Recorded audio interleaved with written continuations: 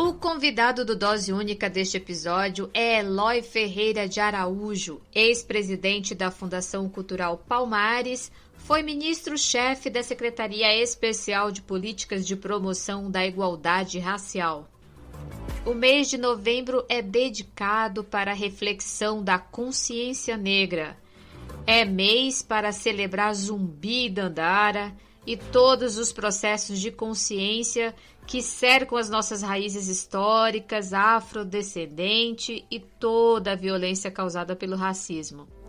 É sobre isso que vamos conversar com o Eloy e também conversar um pouco sobre a política de cotas. Eloy, seja muito bem-vindo aqui no Dose Única, na Rádio da Rua. Obrigado, Cláudia. Obrigado a todos os ouvintes. Vamos fazer uma conversa bastante bacana aqui no Dose Única. É uma alegria. Primeira vez que venho ao Dose Única e vamos ver se essa conversa a gente volta outras vezes também. Eu já estou querendo voltar, já gostei da ideia. Tá vendo? Muito bom, mas já está desde já convidadíssimo para a gente falar não só desses assuntos, mas também de outros que é necessário, não é, Eloy? Olha, para a gente começar aqui nosso bate-papo de hoje, é importante a gente ainda falar sobre esse assunto, né? Desde 2003, 20 de novembro é Dia Nacional da Consciência Negra, né? A data ela é muito além do ato de celebrar, ela estimula, né, a sociedade a refletir e também proporciona iniciativas para que a gente possa manter a memória de Zumbi dos Palmares, né? E que é uma referência de liberdade. Uhum. E dentro desse contexto que eu acabo de falar para você, Eloy, como que você pode fazer uma análise, né, destes tempos agora que nós estamos vivendo sobre o racismo, que é visto de várias formas, tanto nas relações de convívio social e também no ambiente de trabalho. Como que você faz a análise destes tempos agora sobre o racismo no Brasil? Bem, um tanto de coisas, né? Você falou de 2003, mas lembro que em 1995 o município do Rio de Janeiro se tornou o primeiro município do Brasil, por legislação municipal, a declarar o 20 de novembro como um feriado municipal em homenagem a Zumbi dos Palmares. E foi de um momento muito bacana, porque a cidade do Rio de Janeiro ficou tomada por essa discussão. Nós conseguimos fazer, o vereador Edson Santos, eu era chefe de gabinete do vereador Edson Santos naquela ocasião, e nós conseguimos travar esse debate e vencer esse debate junto do Poder Judiciário. É bem verdade que depois a prefeitura recorreu contra a decisão e fomos até o STF e vencemos no STF com o voto do ministro Marco Aurélio, que decidiu que o dia 20 de novembro deveria ser, sim, feriado municipal para se festejar a cultura negra, se festejar o legado de Zumbi dos Palmares. E daí para cá, aí aconteceu que hoje mais de 500 municípios do Brasil já festejam o 20 de novembro com feriado municipal, a par da grande resistência que a elite, o status quo, os herdeiros de toda a sociedade escravocrata tem em relação a comemorar essa data. Eles não falam nada das outras datas. Não falam do 15 de novembro, que foi uma data que nasceu de um golpe militar tosco, com um marechal adoentado, levado quase seguro, né, para poder fazer aquele golpe. Enfim, e outras datas também, que não têm tanta relevância para toda a nação. Mas essa data é imprescindível de termos, porque é a data que trata de um legado de resistência ao modelo escravocrata, e esse legado ele alcança uma besteirinha de 55% quase de toda a brasilidade. Veja só, o que é isso? Imagina. 55% da população brasileira se autodeclara negros. E isso é muito importante. Esse Instituto da... Sabe, Cláudia e amigos ouvintes do Dose Única, é imprescindível. E foi ele que acabou com aquilo, quando a sociedade se apropria desse conceito, de assumir a sua negritude, a sua ascendência, e que pôs fim àquele... Qual é a sua cor? Marrom bombom. Qual é a sua cor? Eu sou de jambo, né? Assim, mais pro jambo. Chocolate. Eu sou aquele, né? Acabamos com isso, com essa instituição desse instituto. da autodeclaração, que é fantástico. Embora tenha alguns, até mesmo nas nossas fileiras, que trabalham contra esse instituto da autodeclaração. Vai entender. Vai entender. Eu não vou nem nominar, porque eu não acompanho essa minha turma que está ombreada na luta pela igualdade, o combate ao racismo, mas tem esse equívoco. Mas, de toda sorte, esse mês de novembro ele é de um simbólico de todas as dimensões. E, por fim, eu quero te dizer que duas coisas nesse primeiro ponto, concluindo para passar a fala para você, mas que são duas coisas que eu gostaria de destacar nesse mês de novembro que nós estamos passando.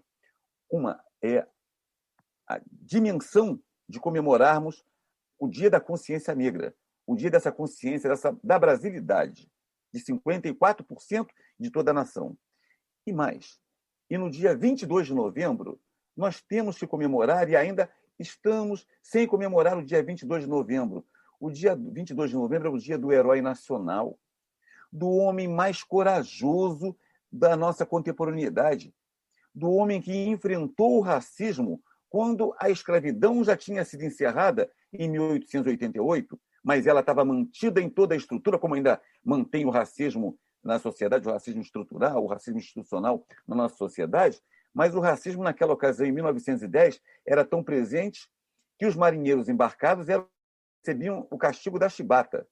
Veja que barbaridade, que ofensa terrível. Contudo, João Cândido Felisberto, o almirante negro, o marinheiro corajoso, poxa, íntegro, inteligente, o herói brasileiro, pôs fim a essa ofensa, a essa maldade que era praticada pela aristocracia, pela Marinha do Brasil.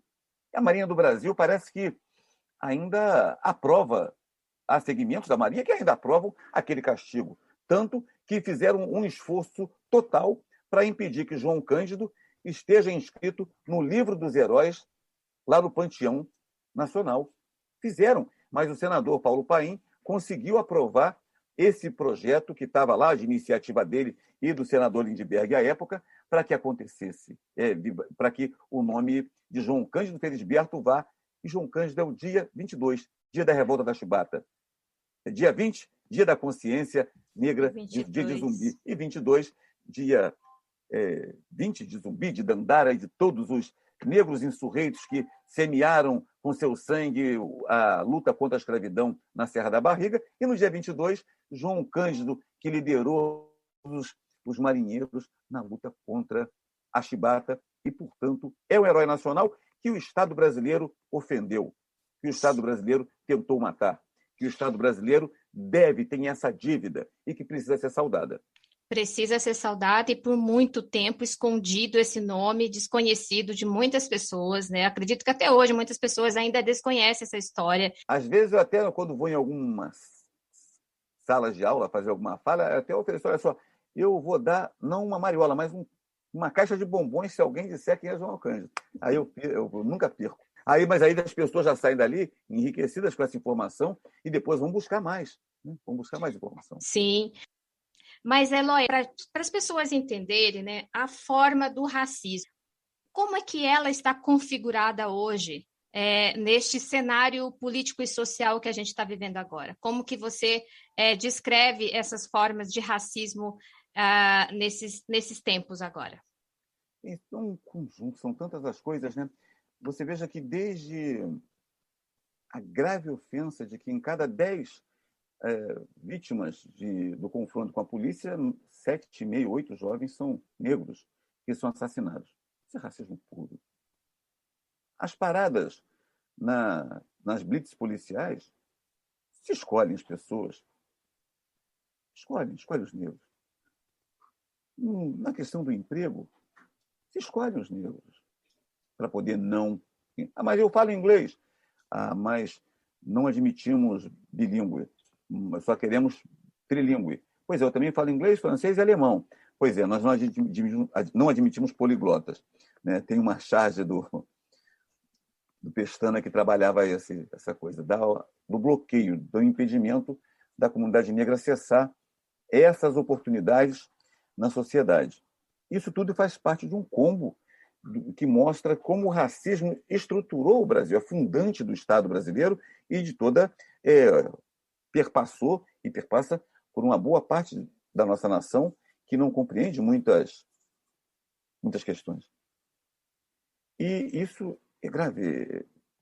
E, nesse momento, tem um fato que é bem marcante, Cláudia e amigos do Dose Única, que diz respeito a um projeto de lei que tramita no Congresso brasileiro. Porque quando, em 2010, o partido do DEM requeriu que as cotas raciais fossem consideradas ilegais e inconstitucionais, e aí, a partir do Estatuto da Igualdade Racial, que foi lançado, usado no julgamento, para a defesa das cotas, as cotas ficaram garantidas. E depois veio, em 2014, nós perdemos um tempinho ali, de 2011, 12, 13, não conseguimos regulamentar o Estatuto da Igualdade Racial, que constitui-se uma perda para a comunidade negra e para toda a nação. Porque a questão do racismo não é uma questão só nossa. Aliás, nós não temos questão do racismo. O racismo é um problema dos não negros. Eles é que nos buscam nos ofender, não nós. Né? Então, é um problema deles. Mas é um problema que diz respeito às cotas. E as cotas, em 2014, tiveram uma aprovação, mas com a perspectiva decenal, com a validade de 10 anos para serem reavaliadas. Né? E se devem ser reavaliadas, mantidas ou não. Então, no entanto, nós precisamos, porque o que está no Congresso é para poder ou acabar com as cotas ou mantê-las por mais um tempo. E nós precisamos de... Ontem eu até brinquei num programa, falei assim, olha, eu vou começar todos os meus programas, todos os lugares que eu vou falar, vou começar primeiramente, cotas sim. Como havia um tempo atrás aí, todos começavam assim, primeiramente fora Temer. Aí continuava com um tema. Então, primeiramente, cotas sim. Cotas sim, porque são imprescindíveis para que a juventude negra, para que a juventude brasileira acesse ao bem econômico-cultural que é a educação. Esse bem que nos foi impedido. Então, hoje, a cor da universidade começa a estar mudada, está bonita, com jovens ingressando e sonhando, que querem ser médicos, advogados, engenheiros, e trocentas formações no sentido de dar maior contribuição para o Brasil e para a nação. Então, é um negócio bacanésimo, esse ingresso da juventude negra na universidade brasileira. E as cotas possibilitaram, é uma ação afirmativa com previsão no Estatuto da Igualdade Racial e que ela permite, ela dá esse estímulo. As cotas são uma das ações afirmativas. Então, as cotas precisam ser renovadas para poder se combater o racismo, para poder continuar a se garantir esse combate na universidade. E eu lhe digo que as cotas não são novidade. Depois eu vejo que as pessoas já perceberam muito isso.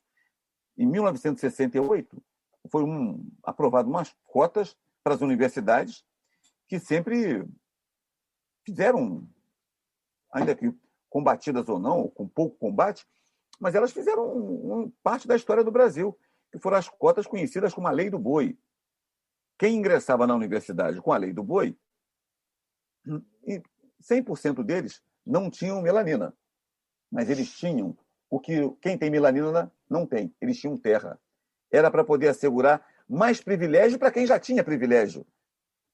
Privilégio que alcançou, de alguma forma, né, desde as Seis Marias, herdeiros, heranças da escravidão. E eles tinham a cota para ingressar na universidade para fazer os cursos de ciências agrárias. Já tinham terras, já tinham recursos, já tinham famílias abastadas, mas ingressavam para fazer os cursos. Agora, nós queremos que o Estado brasileiro assegure, até o fim, de um processo histórico de reparação, de ação afirmativa para poder construir igualdade de oportunidades, as cotas.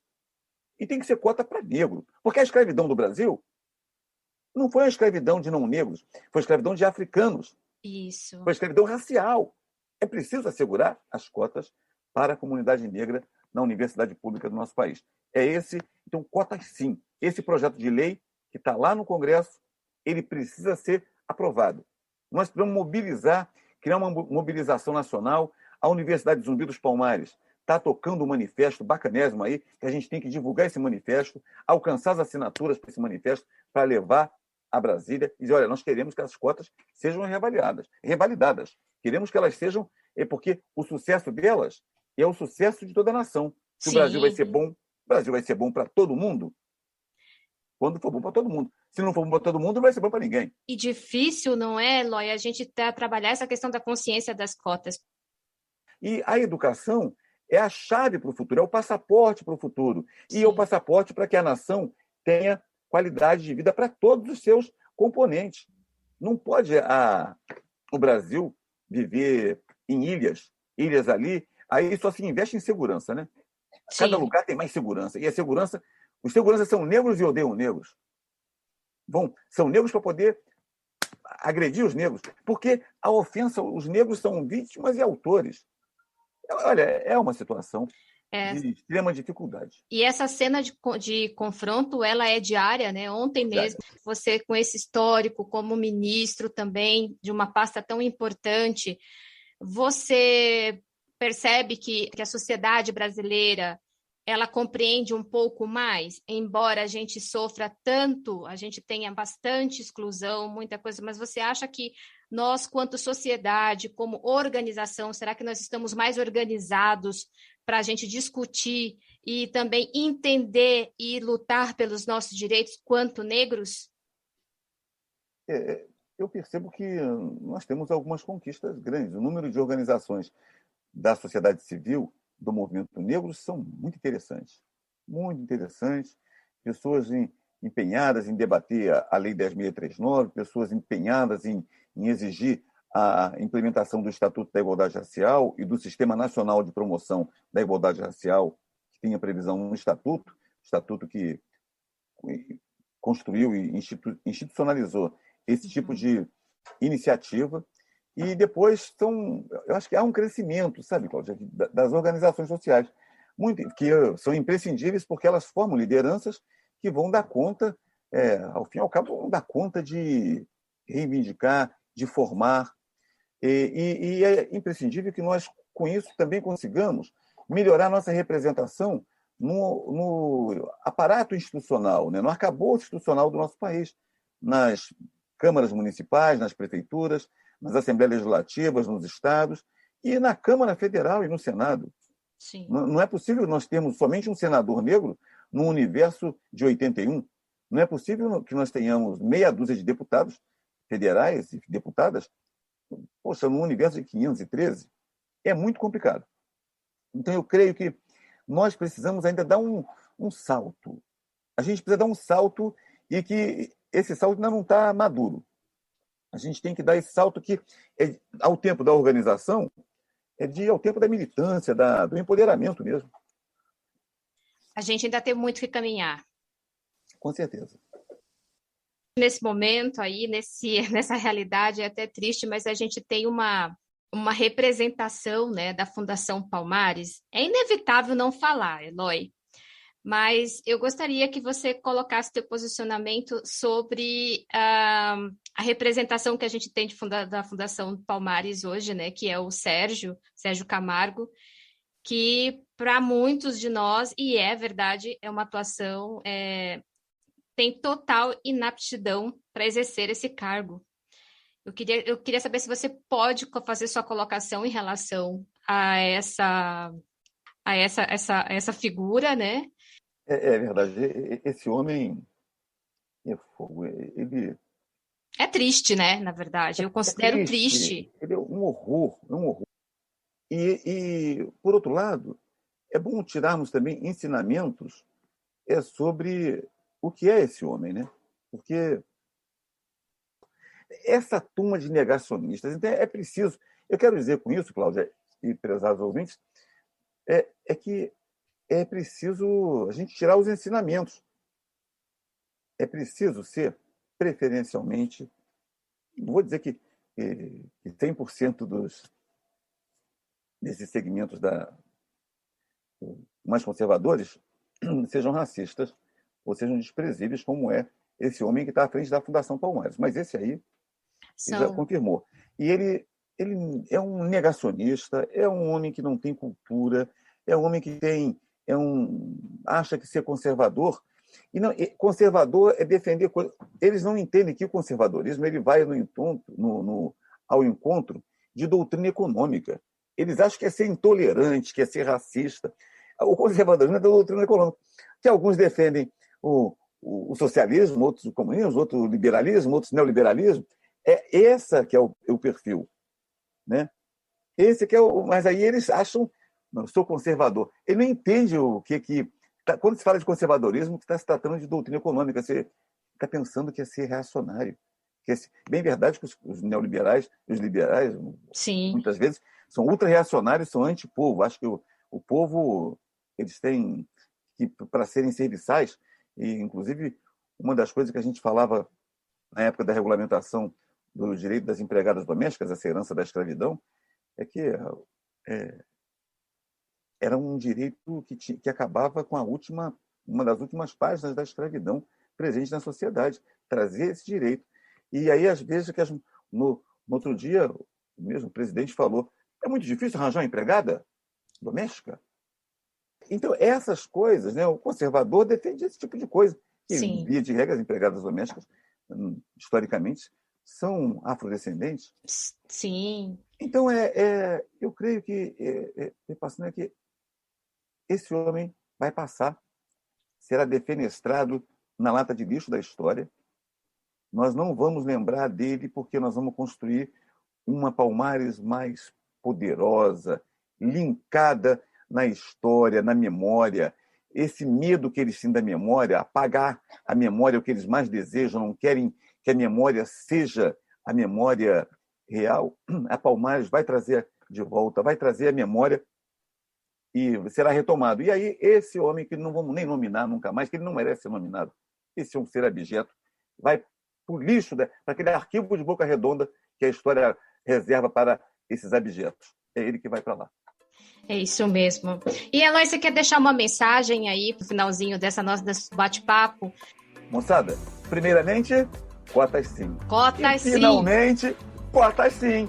Todo mundo assinar o manifesto para a gente poder vencer essa batalha. Viva o povo brasileiro, porque nós somos negros, sim, nós somos maioria. E nós somos bonitos. Isso, e fora Bolsonaro, hein? Fora Bolsonaro.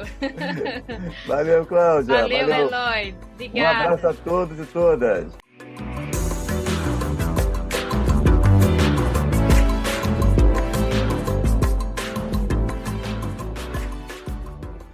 Muito bom. Eloy falou aí sobre a importância da lei de cotas e da campanha Cotas Sim. Todos podem apoiar essa causa assinando o abaixo-assinado para a renovação das leis de cotas, né? O Congresso precisa aprovar os projetos de lei, que é de número 4656/2020, que assegura a continuidade das cotas nos ensinos superior e técnico, e também para o projeto 343420, que reserva vagas para estudantes nos programas de pós-graduação. E não custa nada, vamos lá. Vamos fazer força, nós precisamos ter aí 1 milhão de assinaturas. E como é que a gente faz? Não é difícil, você faz a assinatura através da plataforma do Avaz, mas a gente tem um caminho super fácil, basta você acessar o site da Universidade Zumbi dos Palmares, que é zumbidosPalmares.edu.br, zumbidosPalmares.edu.br. E lá você encontra o Cotas Sim. Eloy, mais uma vez, muito obrigada pela participação. Foi ótimo esse resgate que você fez sobre a luta e todo o processo da consciência negra no Brasil.